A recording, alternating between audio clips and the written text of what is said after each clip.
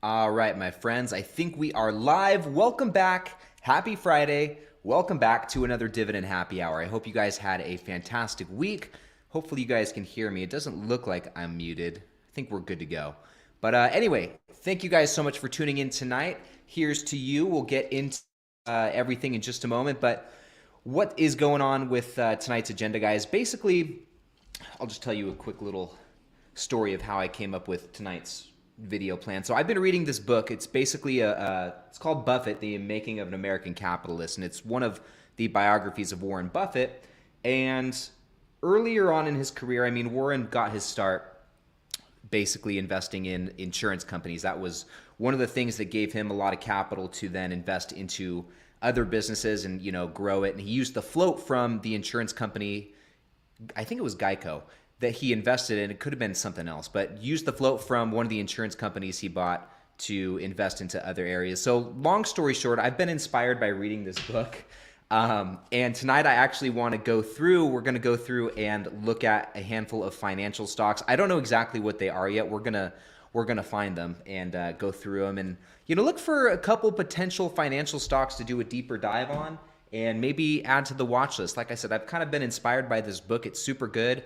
And maybe want to dive a little bit deeper into financials and get a little deeper into that sector, because at this time I really don't have many financial stocks in my portfolio. I just have Owl Rock Capital Corporation and Main Street Capital Corporation, both business development companies.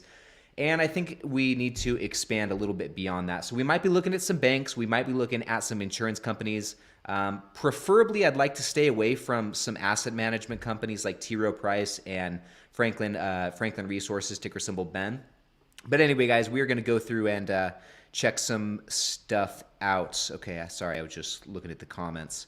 Looks like the sound was cutting out for some of you guys. Hopefully it's good now. But anyway, guys, that's what we're going to be getting into first, and then kind of sprinkled in with all that, I think we're going to do a little Q&A. Tonight's video topic is a little bit more basic than usual ones, but I think it'll be fun. It'll be fun to go through and, research some stocks and just spend an hour doing that, right? So yeah, that's what we have going on with tonight's agenda. But before we get into all of that, guys, gosh, you guys keep saying the sound is cutting out. It looks okay on my end, like everything should be going okay. Is the sound okay for you guys, or is it cutting pretty bad? Okay, so Mountain High, it's good for him. Shred, it's good for him. I think it's okay. But anyway, guys, that's what we have going on tonight. But before we get into all of that, cheers to you guys. I hope you had a fantastic week, and thank you so much for joining me for another Dividend Happy Hour. Tonight, guys, I'm drinking a margarita, back to, cold classic, and I had to wear my t-shirt to match my I Love Tequila t-shirt, which is from Los Sundays, a tequila company that I've really been liking. I got some Los Sundays in here. So that's what I'm sipping on tonight. What are you guys drinking out there? And also, let me know in the live chat as well what you guys bought this week. I'd be curious to hear which stocks you picked up. And while you guys are submitting those, I just want to give some shout outs to you guys who've joined. We got Pat here in the live chat. What's going on, Pat? We got Kevin, Suzuki Man, Will, Paulo, Jim. Gosh, the usual suspects. You guys are always here. Good stuff. Dogs from Earth or Dags from Earth, Board Retiree, EA, Mountain High, Wayne, Jer, Pokey DJ, Coyote, Shred, Kevin Burgess, Shamir, In the Flesh. We got the legendary Steve C. Let's see, who else we got? Wallet Invest, Zaldath. Finally joined on time. Good to see you, man. 12V Electronics, thank you guys all so much for tuning in tonight. Let's see, what else I got for you guys? I don't see, I see some purchases in there. Let's see, what are you guys drinking tonight? We got Steve drinking a Peroni. We got Mountain High drinking a Wormtown.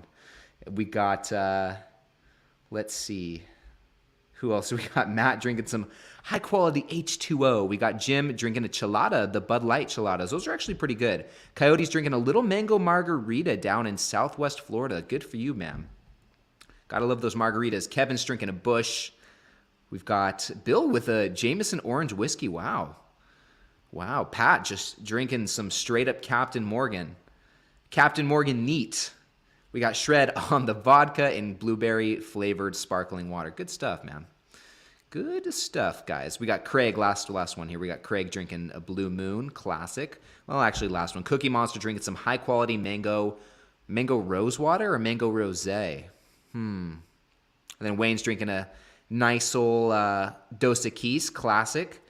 And with which, by the way, Wayne, I know I owe you an email back, man. I apologize for not responding sooner. I'll shoot you an email tonight or tomorrow. Dags, Oliphant Brewing, Honeys. Good stuff, guys. Sounds like we got some good stuff out there. But anyway, cheers real quick. Here's to you guys. And now with that, which actually, before we get to the main topic, one more thing. Two more things I want to say. So usually at this point in the stream, I'll announce like any milestones, dividend income milestones, portfolio milestones that you guys have out there. And I had two that I wanted to put in tonight's stream, but I'll be honest with you, I completely forgot to completely forgot to account for them when I was doing the prep for tonight's live stream. So I apologize for that. I'll definitely make sure they're included next week. I had a couple shout outs I wanted to give. I think one of them was from ex Dividend Dad, who does not look like he's in the stream tonight. But anyway, next week I'll get back on that. So I apologize for that. But also number two, if you guys missed Wednesday's video, Wednesday I put out version 5 of my free dividend portfolio tracking spreadsheet, which there's a link to that in the description of the video. But in addition to that, I unveiled my brand new website. It's called Retire with Ryan. And through this website, that's where you're going to find the spreadsheet. And also, starting next week, I'm going to be doing a weekly newsletter where I talk just, continuation of these videos, talk dividend investing.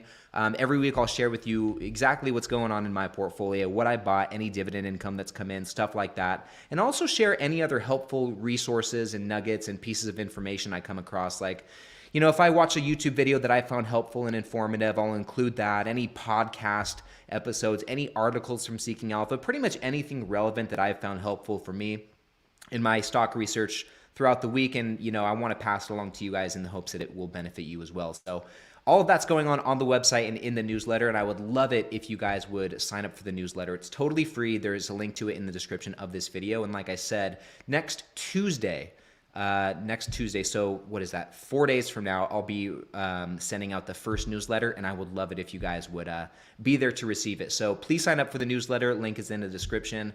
And also, once that goes out, you guys will have to give me some feedback and let me know what you think of that. But anyway, yeah, I won't say it again, but I guess I will. Link in the description. So please sign up. But anyway, guys, let's now get into the main event. Let's go take a look at some stocks, and let's find some financial stocks. And I'd love it if you guys put some in the live chat for me to look up as well as we're going through this. Basically, what we're going to do is I'll switch over to the screen. What we're going to do is we're going to use Seeking Alpha right here, and we're going to set up a little stock screener just to set in some sort of criteria. And just so you guys know the criteria I'm looking for, this is kind of what we're going to be using when finding these financial stocks tonight. So it's pretty broad, I would say, but I think this is going to give us a good starting point in stocks to look out for. So the criteria is negative year-to-date share price performance. So I want to look at stocks that are coming down in share price, becoming more affordable. I want a stock with a low price to book, which ideally will, be there if it's a stock is seeing negative share price performance. Additionally, I'm looking for share buybacks, which I think we'll find with a lot of financial stocks. So I'm not too worried about not having that.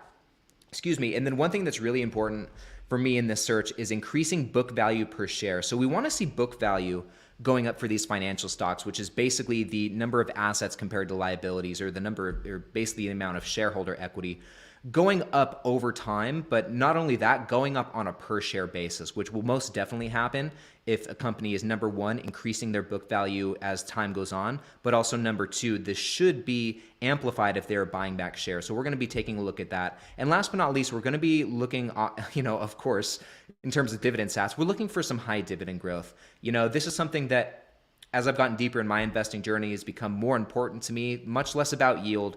I've got a long time horizon, so having that dividend growth is important. And luckily with, not most financial stocks, but a lot of them do come with higher dividend growth and lower payout ratios. So I don't think we'll find that in short supply. But anyway, it'll be interesting to see what we come up with using this criteria. So going back over to the screen, going back over to Seeking Alpha, well, like I said, we're going to set up a little stock screener, and let's create a new screen here. And By the way, guys, this is one of the premium versions, or this is one of the premium features on Seeking Alpha. So if you're rocking with the free version, you won't have access to this stock screener, which I found to be very helpful, especially for instances like this where you have a certain criteria in what you're looking for. This really helps you narrow down your search, so you don't have to cipher through 3,145 different stocks. So tonight, kind of cool to test it out and show you guys what this is for those of you who are not using premium. So, okay, guys, so I'm sorry, I'm talking and doing this at the same time. So let me take a step back here. This is like the main page for the stock screener.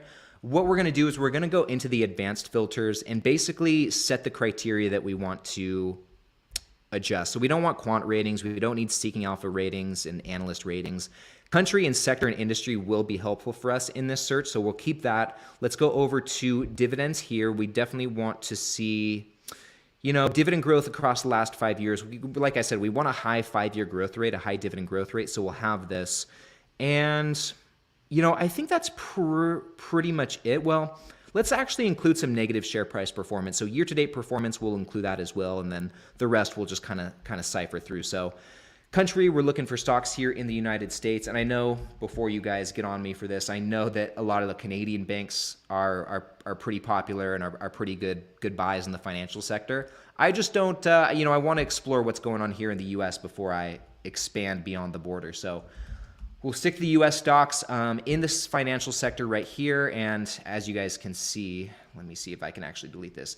There's a lot of different industries within the financial sector. So we've got banks, we've got mortgages, we've got, what else? We got asset management, we've got insurance companies, mortgage REITs. We're also not really looking for mortgage REITs.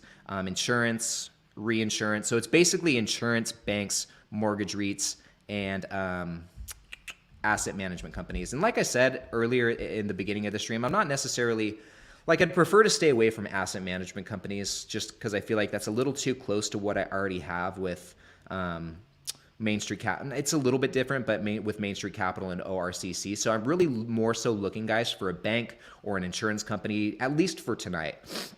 Excuse me. So now let's adjust this dividend growth right here. So we want to see high growth. To me, high growth, and this is going to be different for everyone, but high growth starts at about 8% for me.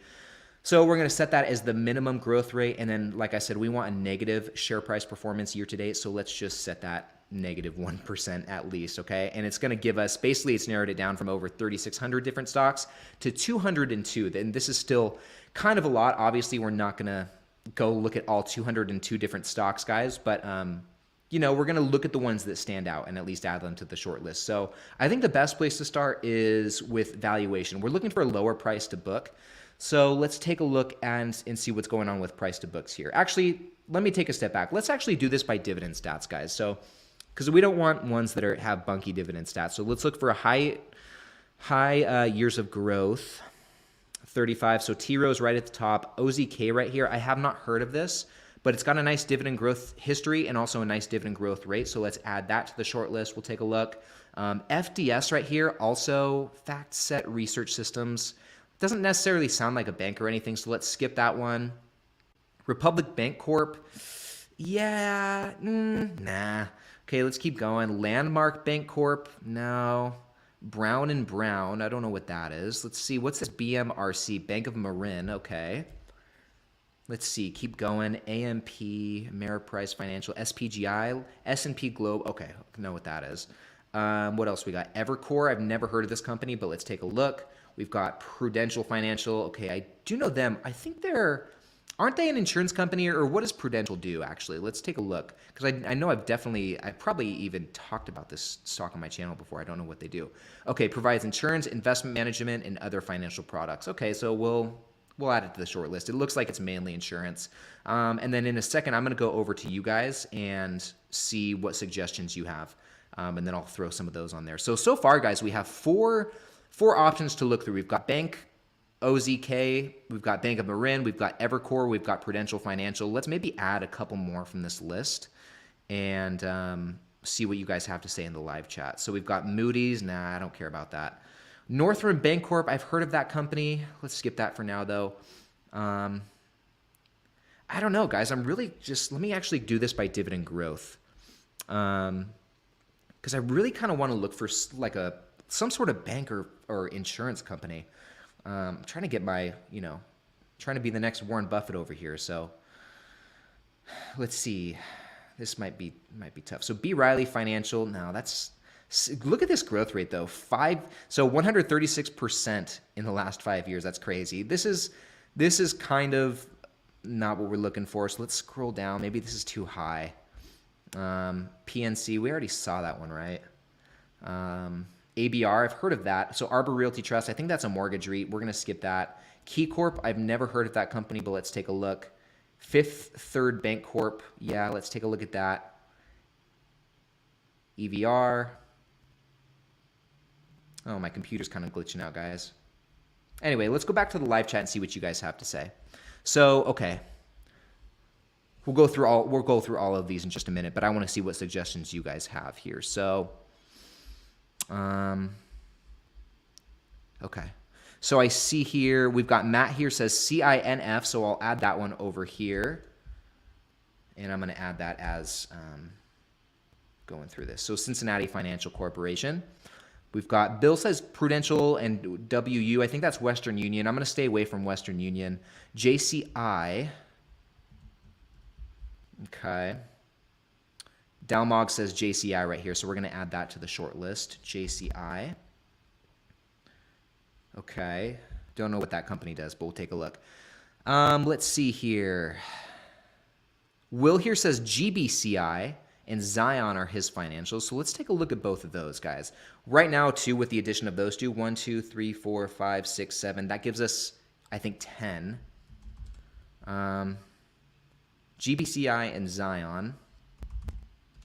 And then maybe we'll add like 1 or 2 more, okay? Don't need a huge old list here. And obviously, I'm excluding Bank of America and like JP Morgan, some of those bigger ones from this list. I think it'd be fun just to look at stocks that I've never heard of, never have really looked into before. I have Bank of America on my watch list.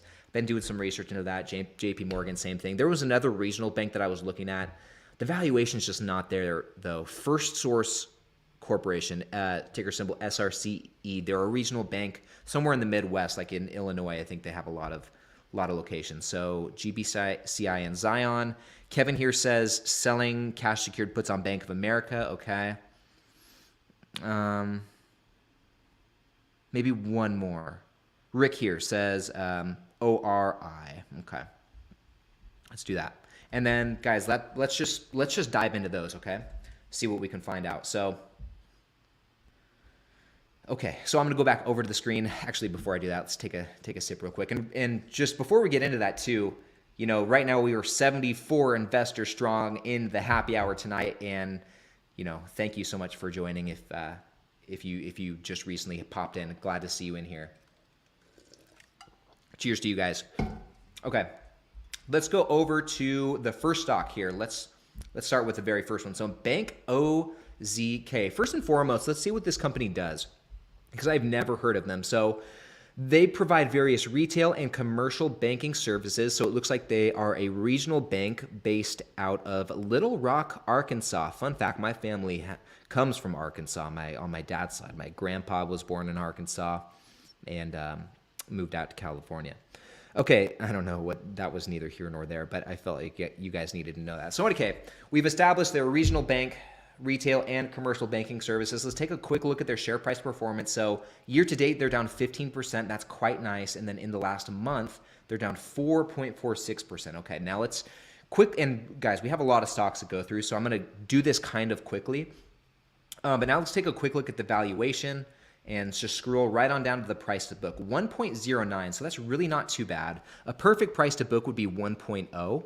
And there's some banks out there like Ally Financial, for example, has a price to book that's below 1, which is perfect. And if we can find one of those in one of these 12 stocks we're looking at, that'd be fantastic. But price to book's 7% lower than the sector median and just barely lower than the 5-year average. So, okay, a little bit of a discount there. Let's quickly take a look at the dividend stats. So nice, decent yield, 3%, very low payout ratio. Glad to see that. Nice growth rate and nice dividend growth history. I would say that this definitely checks the boxes I'm looking for in the dividend department. So let's take a look at the financials. And I also don't think the valuation is too bad either.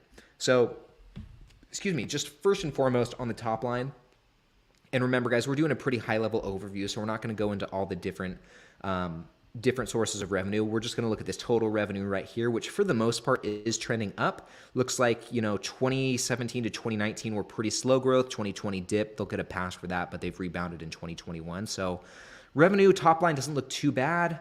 Let's scroll down here. The payout ratio has stayed very consistently low, so that's good to see. We've got okay, so this is actually 1x for them. They are issuing more shares, which is something we would not like to see, right, guys? But okay, so we'll keep that in mind. Let's go over to the balance sheet real quick and take a look at that. So cash on hand, they've got about $895 million in cash.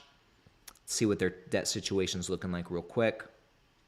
So just barely a little bit of debt. I mean, this is fine. I'm comfortable with this. Otherwise, they've had negative net debt, so that's good to see. And also, the book value per share is going up. So this does check a box. So even despite they're diluting the shareholders, even despite them issuing more shares, they're still able to increase that book value per share. And I would guess that just the book value in general, which I don't see it right here, but I would imagine the book value in general is just going up a substantial amount, not even on a per share basis.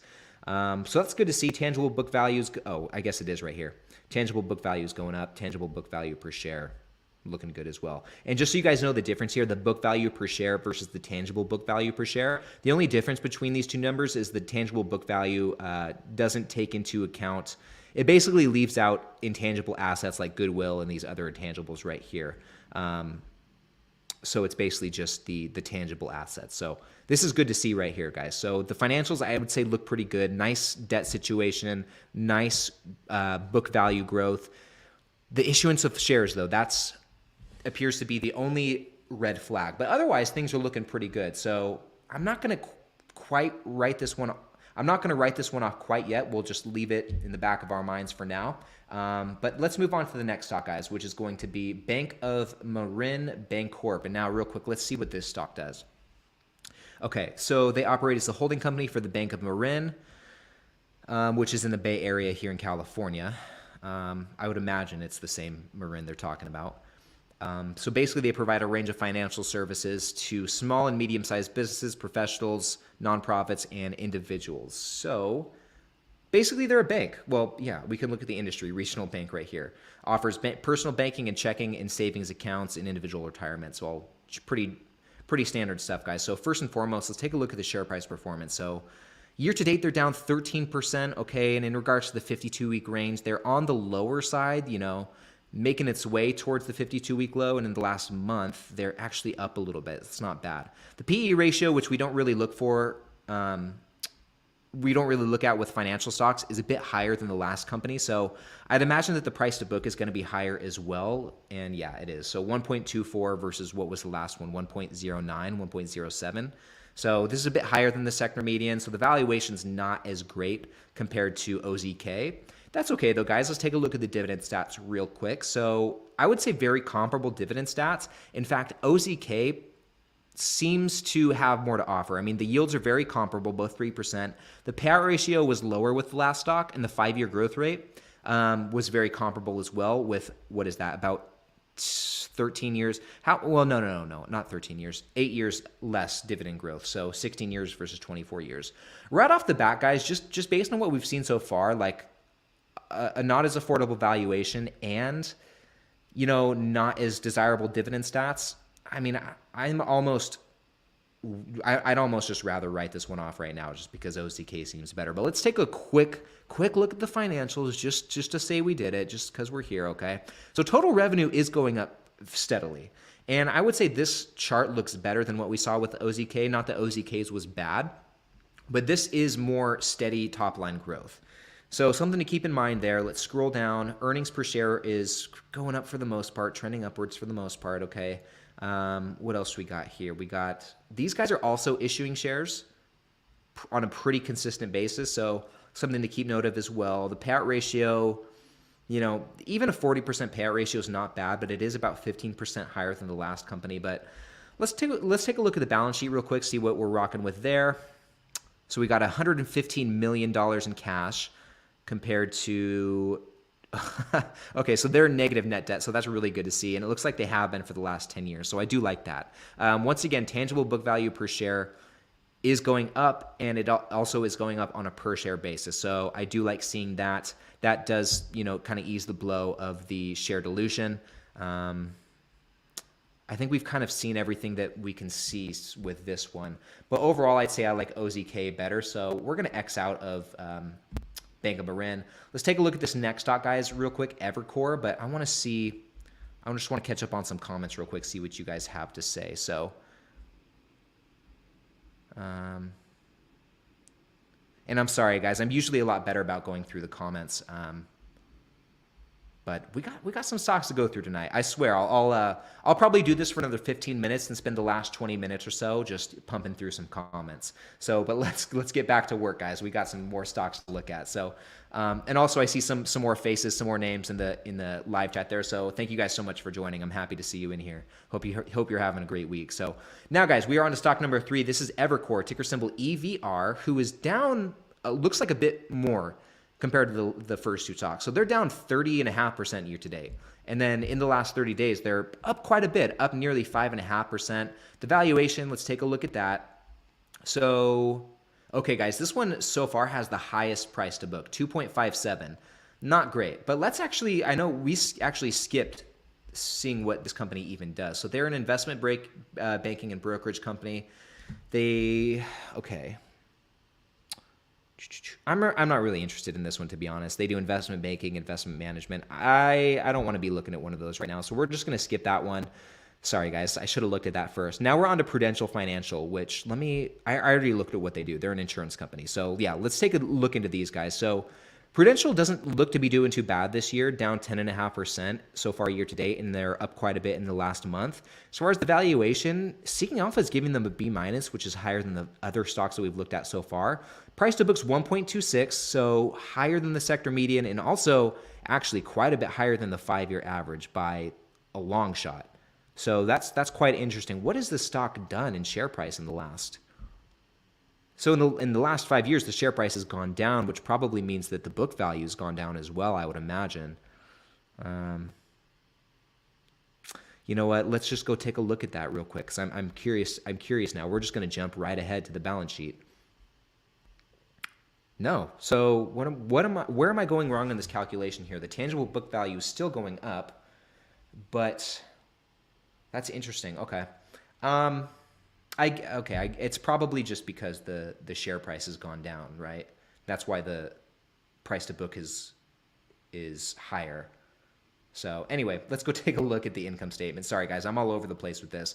But like I said, we're going through these quick. Like, we have a lot of stocks to look at, and this is too, just, I guess more than anything too, this is like an inside look at how I research stocks. Like, I'm doing this with you guys how I would be doing it if I was by myself, not doing this live, just doing it on my own, this is exactly what I'd be doing. And these are, what I'm saying out loud is pretty much the thoughts that I'd be having in my head. So, but anyway, let's see, top line growth, slight growth, nothing too crazy, but, steady growth across the last 10 years. Let's see, shares outstanding are going down. So this is the first stock we've seen with negative, where they're buying back shares. So that's really good to see. Dividend per share is going up great. We didn't look at the dividend stats, but we'll jump over those in just a second. I did not look at the debt on the balance sheet, so it looks like they have quite a bit of debt, like almost $20 billion of net debt. So that's kind of interesting. What's the net income looking like for this company?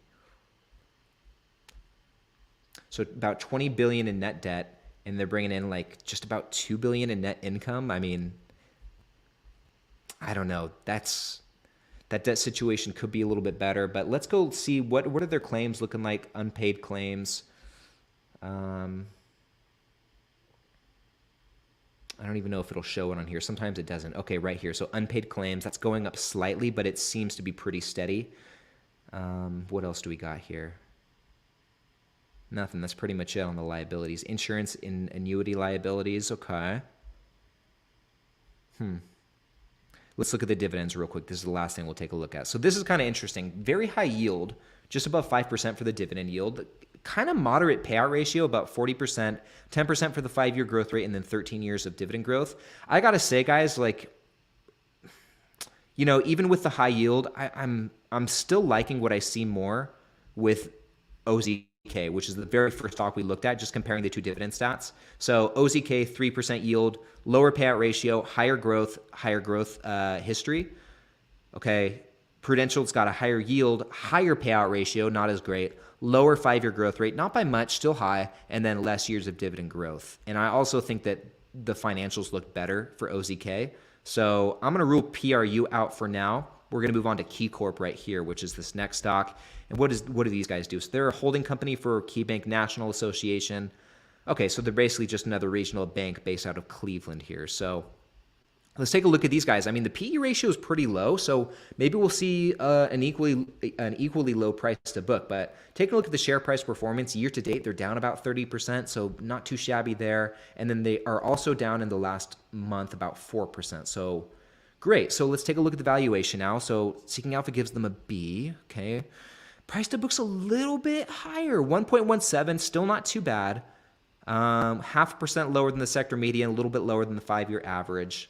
Okay, I don't mind that too much. One thing we haven't really been looking at is the profitability, looking at like the return on assets, which is pretty low for this is one thing too. Like I'm still learning about how to research banks. It's a little bit different than looking at like a Pepsi or Procter and Gamble. There's some nuances to banks that I don't fully understand yet. I'm working on it. So I'm glad that we're doing this tonight and just kind of going through some of these together. But the return on equity is looking pretty good, 15.5%.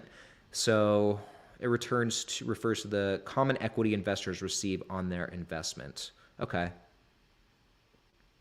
Cool. So that's looking good. Let's take a look at did we ever look at the dividend stats? No, we have not. Okay, so this is nice. This is actually really nice. So high yield, just below 5%. Highest growth rate we've seen so far, 16.72% with 11 years of dividend growth. What's the dividend history looking like? So, okay, this is good to look at too. They've been paying or growing the dividend for 11 years, but they've been paying it for 27 years straight. So a lot of consistency there. It looks like they cut it back, reduced it back in 2008, 2009, kept it low, throughout 2010, and then started building it back up in 2011. So I'm pretty comfortable with that. Like, at this point, we all know what happened here. It's no surprise. Like a lot of financial companies cut their dividends here, during the great financial crisis and have been building them back up. Bank of America did it. JP Morgan did it. So this is not too concerning to me. Let's take a quick look at the financials too, see what they're rocking with there. So let's go down to the total revenue. Total revenue, I think, is looking pretty good. Okay, charting up for the most part. 2020 was down a little bit, no big deal. Bounced back pretty well in 2021. And even prior to 2020, you guys can see these years right here, 2017 to 2019.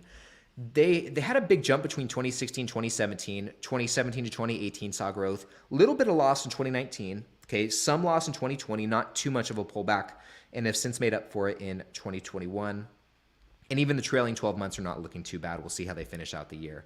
But let's keep going down. I'm liking what I see with this company so far. Shares outstanding have gone up. It looks like they issued some shares in 2016 and 2017, but have since started buying back shares. So they are returning some value to shareholders in that sense. And what else can we see on this page? Okay, nothing crazy there. Let's go look at the balance sheet. And once again, guys, this is just kind of a high-level look at the financial statements because we have so many to look through. After this stock, we've got 1, 2, 3, 4, 5, 6 more stocks to go through, but we'll go through them quick. Let's go down, take a look at the net debt real quick. Net debt, book value per share, all that jazz. So they have some debt on the balance sheet, about $25 billion in net debt. Not super ideal. How much of this is long-term debt? I would imagine most of it's long-term debt.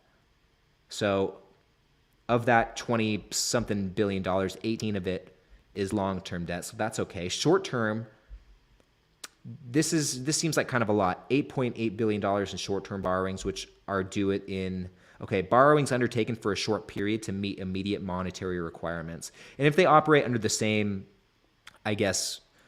rules as short-term debt, then this would all be due in the next year. I might have that wrong, but I'm guessing that's how that works. And once again, guys, I'm saying all this stuff as someone with limited experience in accounting. So I'm just learning a lot of this stuff as I go. So take a lot of this with a grain of salt. Once again, with all of this, I'm just thinking out loud. But tangible book value is going up. That's great. Book value per share is going up as well. So I do like to see that.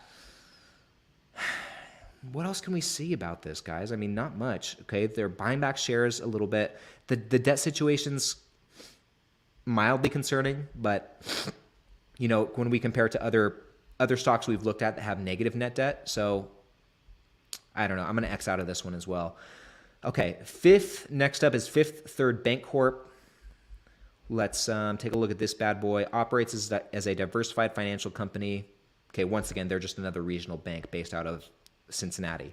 I think the last company was based out of Cincinnati as well. But let's, so year to date, down 26%. In the last month, they're down about 6%. What's the valuation looking like real quick? Okay, price to book's a bit high. Guys, okay, this is tough because so far, I got to say the first stock that we looked at, OZK, to me still seems to be the best. Sorry, I'm just looking through the comments real quick.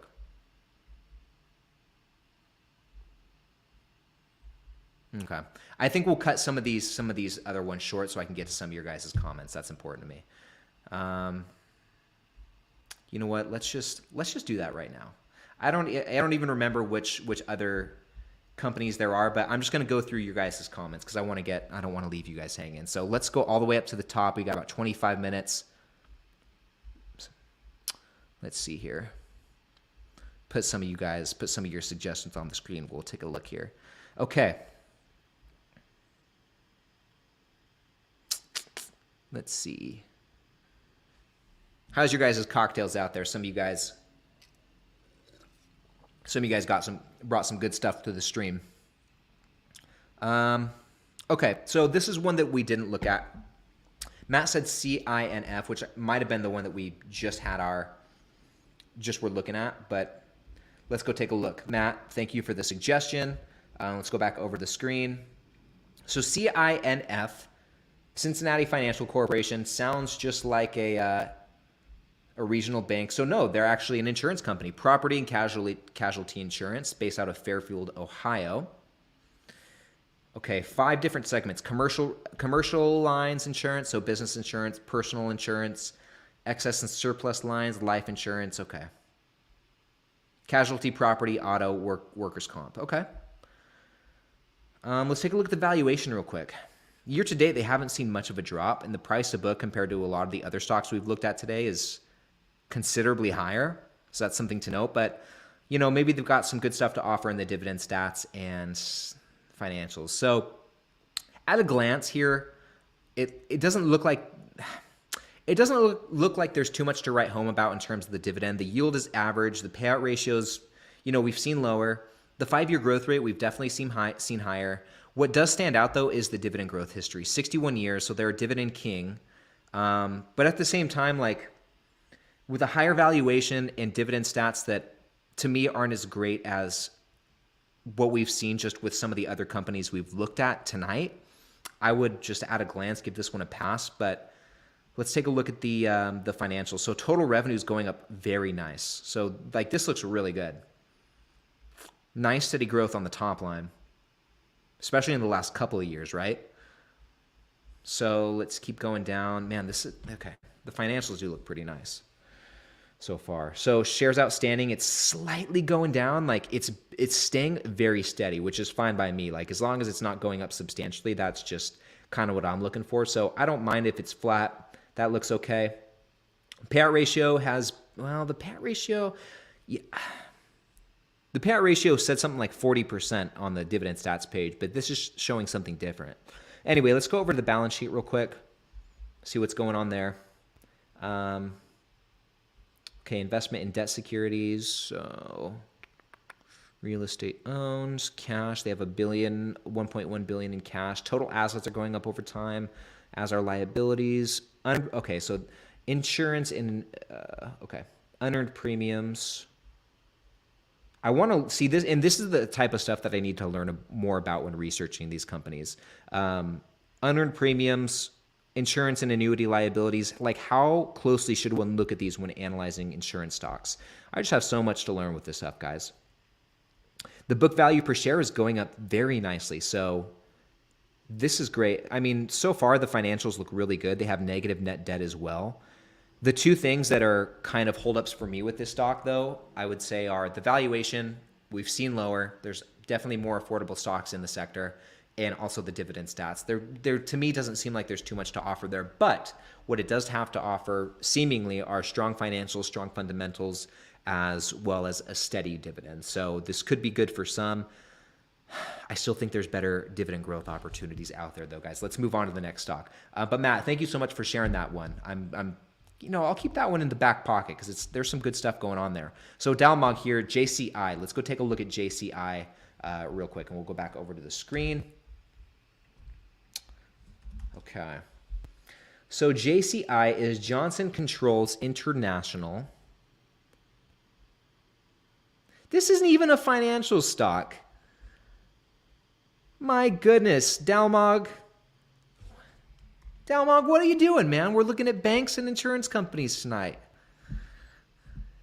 You sly dog. Okay, let's move on.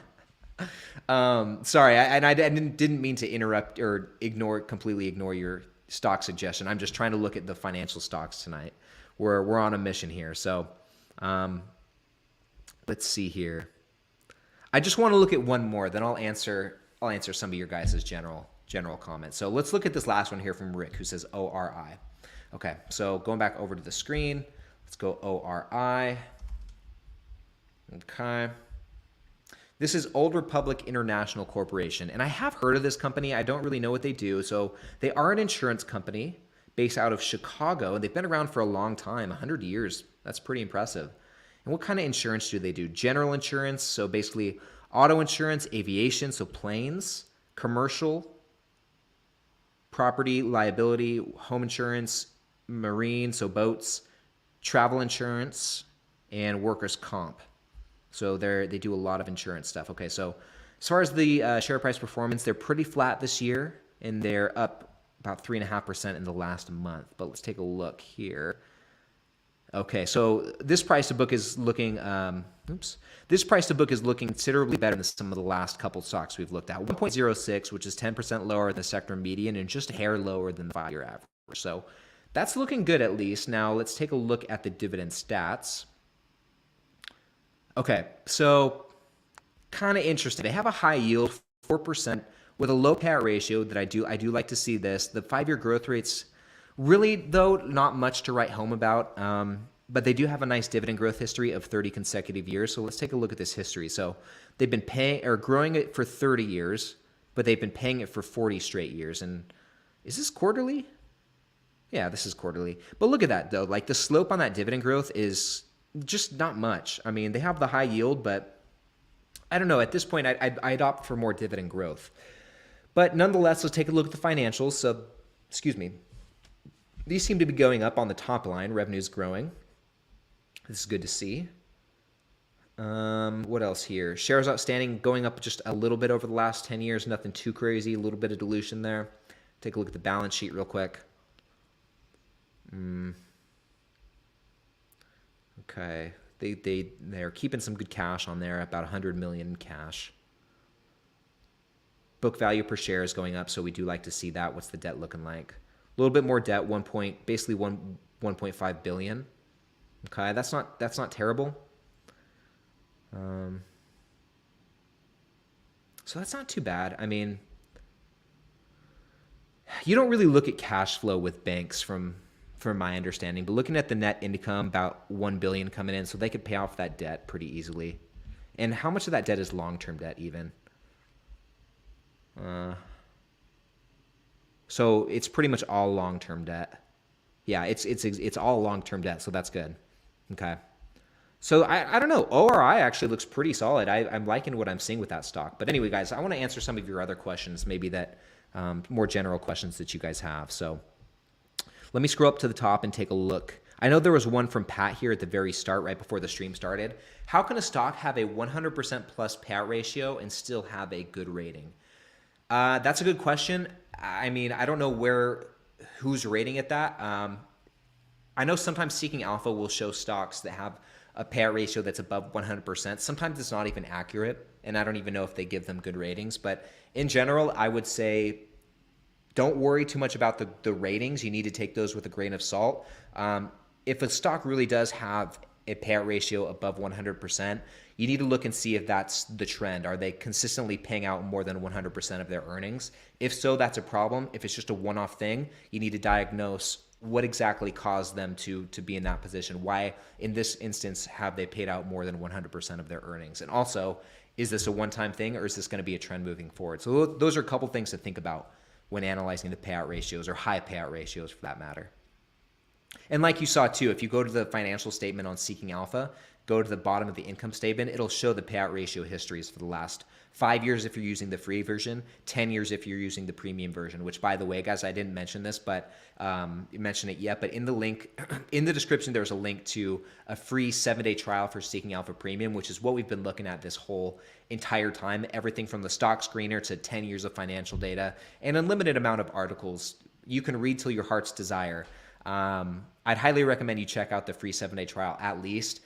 Seeking Alpha Premium's been like one of the most game-changing platforms for me. I use it so much, and it's definitely been worth paying for. So anyway, but once again, links in the description. But anyway, let's move on to some more comments here, just some more general comments. We've got about 15 minutes left in the stream, so take a sip here. So Wallet Invest here. Hey Ryan, please show us how you analyze stocks through Seeking Alpha, what you look at, etc. It would be cool. So Wallet Invest, like, that's pretty much what we've been doing the whole stream. In that, maybe not necessarily in the order that we did it with these stocks, but those are the kind of things that I'll look at every single time when I'm researching a stock. If I've never heard of the company, I'll just quickly read the company profile, see what they even do. I'll take a look at the share price performance. How have they been performing? Are they going up? Are they going down? Ideally, personally, I like to see stocks that are coming down in share price, becoming more affordable, buy them at a discount. That's what we like to do. So that's one thing I'll look at. And then I'll take a look at the valuation. What's the PE ratio looking like? What's the price to book? What's the price to cash flow? What's the price to funds from operation? Just depending on what sort of stock I'm looking at.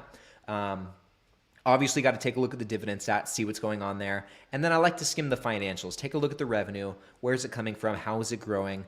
Take a look at some of the supplemental items on the income statement. Take a look at the historic payout ratios. Take a look at the revenue per share, the earnings per share. Go skim the balance sheet, take a look at the statement of cash flows, stuff like that. And if, it checks the boxes there, then I think it's worthy, worth doing further research, but that's kind of the sniff test. Basically the sniff test is done on Seeking Alpha, just all of those different factors. So anyway, let's keep going.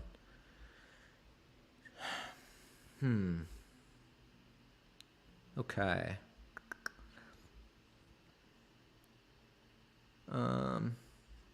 I went all the way back up to the very top of the comments to find some of these guys. So it might take me a minute to scroll and put another one here. So this is a good question, actually. What are your thoughts on a possible recession next year? I mean, my thoughts are that I don't know what to think, to be honest. But, people say we're currently in a recession right now. It doesn't necessarily feel like it.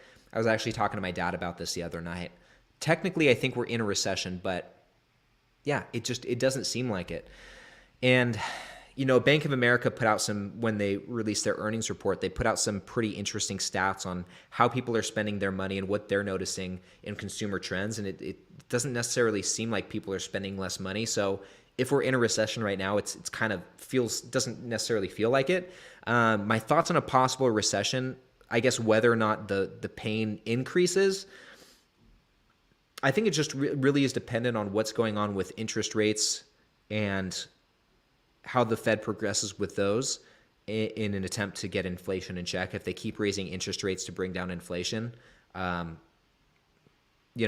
that'll bring more pain all across the board, both in the market and in the general economy. But at the same time, that might be the lesser of two evils, don't you think? Like, it might be worth going into a recession to make sure inflation's under control. This is what Fed Chairman Paul Volcker did, I believe, in the 70s when inflation. I was just reading about it in this book right here, but that's what he did back in the 70s to get inflation under control. I think at its highest back then, it got up to about 13% inflation, and they just, they just went hard on those interest rates and got it back down to homeostasis. And so to me, it's hard to say this too without sounding insensitive, I think, but to me it seems like inflation is the bigger priority, and getting that under control is the bigger priority. And in the short term, you might have to sacrifice the economy and go into a recession to do that. I don't know. Once again, I'm thinking out loud. This is my limited knowledge and experience so far saying these things. So I'm definitely not the most qualified to be talking about this. I'm just kind of thinking out loud, and at the same time trying to process all of this and figure out how it's going to play out. It'll be interesting to see, but overall, I wouldn't be surprised if we saw some more red in the stock market. And actually, I think a lot of us here can agree it'd be welcomed, right? Like, wouldn't you guys like another 20% drop to buy stocks even cheaper? Wouldn't you love to see Apple go down to $110, even below $100 per share? Target get down to 120 or below? You know, Costco finally come back down in share price. Like, at a bigger discount right now. And having said this, like, a lot of us, you know, who keep our ear to the ground with this investing stuff, I think that just inherently we'll be more prepared. Just talking about a recession still, I think we'll be more prepared for a recession because we're more aware of what's going on in the markets and in the economy as a whole. And so that's another reason why I guess I'd feel okay going into a recession, because it's possible that it could happen, and we realize this, and therefore, you know, we can take steps right now to prepare for that. Save more cash. Just make sure that, you know, our financial life raft is intact, just in case some crazy stuff does happen. So, you know, if we were to go into a recession, I feel fine. I'd feel fine. And also, I think that the possibility of that speaks to the importance of having an emergency savings, or like I guess an emergency fund. So good thing to have for sure. Let's see here. Let's keep going. Good question. Okay. Let's see here, guys. We got about 10 minutes left in the stream. I'm about 30 minutes behind in the comments. Oh my gosh. So let's see. And it looks like, you know, as I'm going through these comments, I see some of you guys about around, you know, 5:15 to 5:20, so about 30 minutes ago. Still had some issues with the sound and the video loading, so I apologize for that. I don't know what's going on there.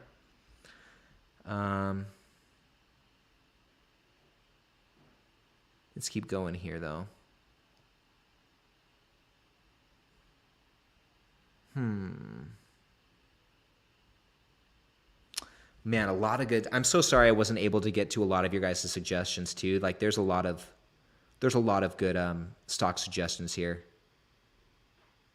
Yeah, so Mount High says keep HBAN on your list outside of the stream. I actually gosh, when was it? I recently talked about HBAN, I feel like, in one of my videos. I don't think it was a live stream, it was one of my recorded videos. I briefly talked about HBAN as like a cheap stock to look out for. Let's see here. Yeah, Zal's like, solid move cutting the screening short. Gets a bit long-winded and repetitive back-to-back like that. Yeah, you're right. So it's honestly, too, it's much more fun just to be able to do this in the comments. And I've even thought, too, guys, like, I've even thought about, too, just making these live streams 100% Q&A. Just coming on with you guys and just, you know, seeing what, just going off, feeding off of the live chat, whatever pops in, we'll just go through it. And so I've kind of contemplated just, taking that approach with these live streams, because really this is like doing this, seeing what you guys have to say, answering your questions, going through the stocks that you want to see.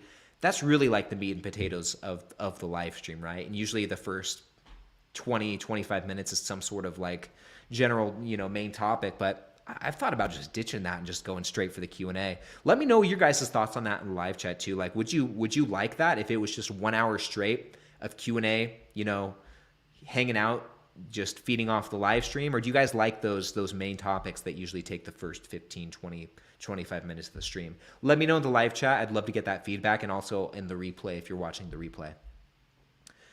Um, let's see here.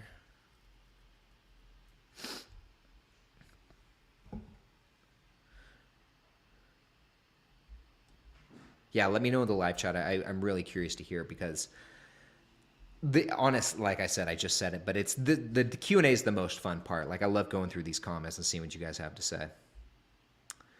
So Leo here says, I'm pretty sure you have BlackRock. I think that's BlackRock. It's either BlackRock or Blackstone. BLK, Visa, and MasterCard, right? No, but you know, I was actually looking recently at MasterCard. That stock is looking good. I don't know exactly about the valuation right now, but that's a really strong company. And I also like, we were actually talking about it in the Discord a couple days ago. I like that it's kind of, you get exposure to two different sectors. Technically, it's in the, technology sector, but obviously, you can get a lot of financials there as well. So I like Visa a lot. Like well, the yield is low, but I would not mind investing in that company because it's just such a strong company. And you guys should see the financial statements. It's great.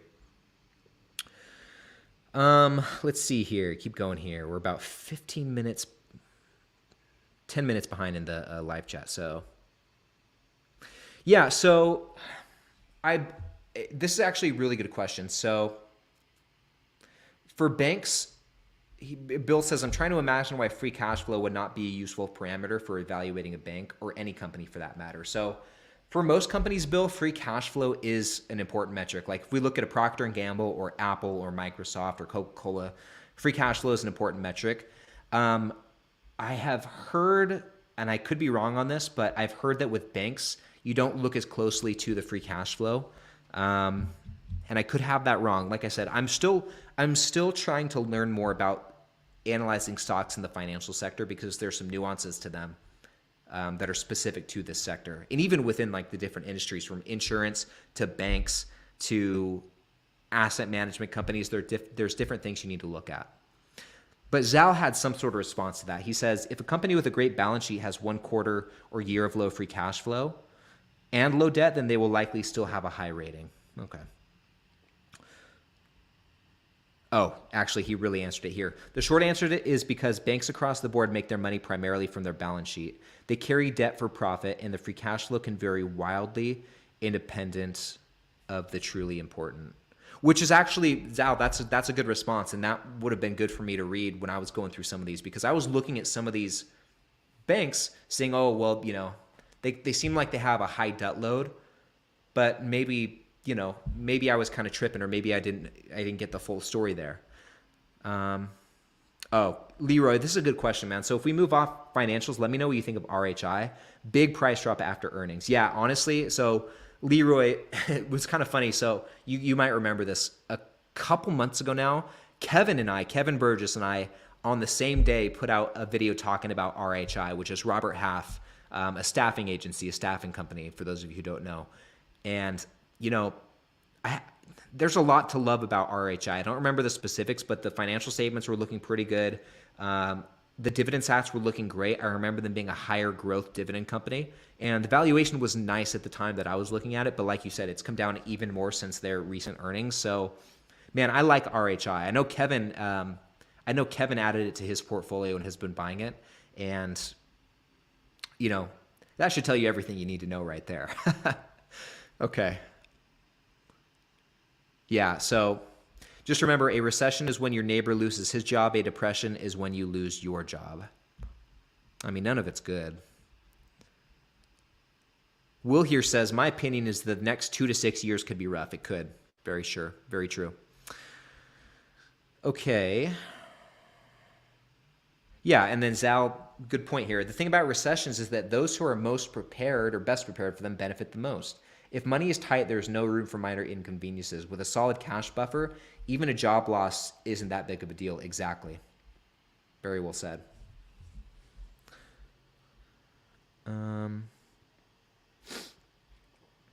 Let's see. Journeyman, what is going on, my friend? I don't know what accent that was. Just disregard me, guys. Okay, Drone. Just got here. Hi, all. Near retirement. What's the best move with how crazy the market is? Man, just buy as much as you can. That's the move.